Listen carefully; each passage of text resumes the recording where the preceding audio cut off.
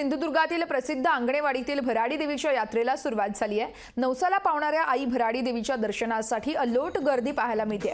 खरं तर भाविकांनी पहाटेपासूनच अलोट गर्दी केली आहे। देवीच्या दर्शनासाठी माहेरवाशिणी सुद्धा मोठ्या प्रमाणात दाखल झाल्यात। दरम्यान या संदर्भातच भाविकांसोबत चर्चा केली आहे आमचे प्रतिनिधी रोहन नाईक यांनी।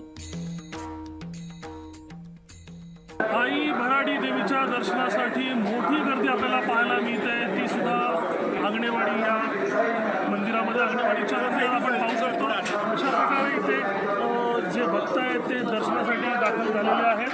काही महिला भगिनी सुद्धा इथे उपस्थित आहेत ज्या इथे दाखल झालेल्या आहेत दर्शनासाठी। आपण पाहू शकतो कशा प्रकारे इथे काही नागरिकांशी आपण बोलतोय। काका सकाळी महिला वर्ग सुद्धा आणि किती वाजता आलात तुम्ही इथे?